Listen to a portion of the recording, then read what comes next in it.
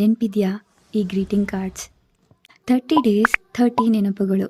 Day 1 happy new year. ನೆನಪಿದೆಯಾ ನಾವು ಕಳೆದಂಥ ಆ ಹಳೆಯ ಹೊಸ ವರ್ಷ? ಸ್ಕೂಲ್ಗೆ ಲೇಟಾಗಿ ಹೋದರೆ ವರ್ಷ ಪೂರ್ತಿ ಲೇಟಾಗಿ ಹೋಗ್ತೀಯ ಕಣೋ, ಬೇಗ ಎದ್ದೇಳು, ಅಳ್ಬೇಡ ಕಣೋ, ಇಲ್ಲ ಅಂತಂದರೆ ವರ್ಷ ಪೂರ್ತಿ ಅಳ್ತೀಯ ಅಂತೆಲ್ಲ ದೊಡ್ಡವರು ಹೇಳ್ತಾಯಿದ್ರು. ಅದೇನೋ ಎಕ್ಸೈಟ್ಮೆಂಟ್.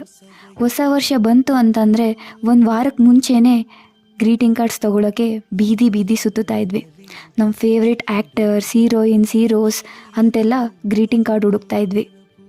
ಹಾಗೆಲ್ಲ ನಾವು ಕವಿಗಳೇ ಆಗಿದ್ವಿ. ನಾನು ಚಿತ್ತಾರ, ನೀನು ಚಿತ್ತಾರ, ನಮ್ಮಿಬ್ಬರ ಚಿತ್ತಾರ, ಚೆಲುವಿನ ಚಿತ್ತಾರ. ಎಷ್ಟು ನಗು ಬರುತ್ತೆ ಅಲ್ವಾ? ನಾನು ಮಳೆ, ನೀನು ಮಳೆ, ನಮ್ಮಿಬ್ಬರ ಮಳೆ, ಮುಂಗಾರು ಮಳೆ. ಎಂದು ಬಟ್ಟೆಗೆ ಐರನ್ ಮಾಡದೇ ಇದ್ದವರು ಅವತ್ತು ಬೇಗ ಎದ್ದು ಐರನ್ ಮಾಡಿಕೊಂಡು ಬೇಗನೆ ಸ್ಕೂಲಿಗೆ ಹೋಗ್ತಾ ಇದ್ವಿ. ರೋಡಲ್ಲಿ ಸಿಕ್ಕೋರಿಗೆಲ್ಲ happy new year, happy new year ಅಂತ ಹೇಳ್ತಾ ಇದ್ವಿ. ಎಲ್ಲರ ಮನೆ ಮುಂದೆನೂ ಕಲರ್ ರಂಗೋಲಿಗಳಿರ್ತಾ ಇತ್ತು. ಒಂದಿನ ಮುಂಚೆನೇ ಸ್ಕೂಲೆಲ್ಲ ಕ್ಲೀನ್ ಮಾಡ್ತಾ ಇದ್ವಿ. ಬೋರ್ಡ್ಗೆ ತೊಂಡೆ ಸೊಪ್ಪು ತಿಕ್ಕಿ ಕ್ಲೀನ್ ಮಾಡ್ತಾ ಇದ್ವಿ. ಹ್ಯಾಪಿ ನ್ಯೂ ಇಯರ್ ಅಂತ ಡಿಸೈನ್ ಆಗಿ ಬರಿತಾ ಇದ್ವಿ. ನಮ್ಮ ಫೇವ್ರೆಟ್ ಟೀಚರ್, ಫ್ರೆಂಡ್ಸ್ಗೆಲ್ಲ ಒಳ್ಳೊಳ್ಳೆ ಗ್ರೀಟಿಂಗ್ ಕಾರ್ಡ್ಸ್ ಕೊಡ್ತಾ ಇದ್ವಿ. ಬೇರೆಯವ್ರಿಗೆಲ್ಲ ಬರೀ ಹ್ಯಾಪಿ ನ್ಯೂ ಇಯರ್ ಅಂತ ವಿಶ್ ಮಾಡ್ತಾ ಇದ್ವಿ. ಆದರೆ ಹೀಗೆಲ್ಲೋಯ್ತು ಆ ಎಕ್ಸೈಟ್ಮೆಂಟ್, ಆ ಗ್ರೀಟಿಂಗ್ ಕಾರ್ಡ್ಸ್, ಆ ವಿಶಸ್, ಆ ಕಲರ್ ರಂಗೋಲಿಗಳು.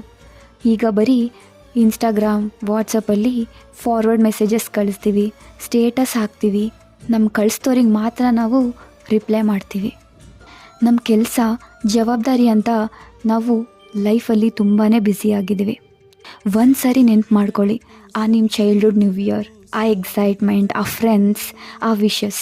ವಿಪರ್ಯಾಸ ಏನು ಅಂತಂದರೆ ನಮಗೆ ಗ್ರೀಟಿಂಗ್ ಕಾರ್ಡ್ಸ್ ಬರೆಯೋಕ್ಕೂ ಟೈಮೆಲ್ಲ, ಗ್ರೀಟಿಂಗ್ ಕಾರ್ಡ್ಸು ಸಿಗ್ತಾ ಇಲ್ಲ.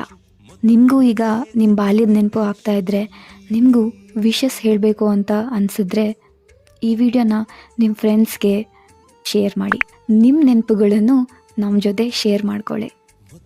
Once again happy new year. ಎಲ್ಲರಿಗೂ ಒಳ್ಳೆಯದಾಗಲಿ.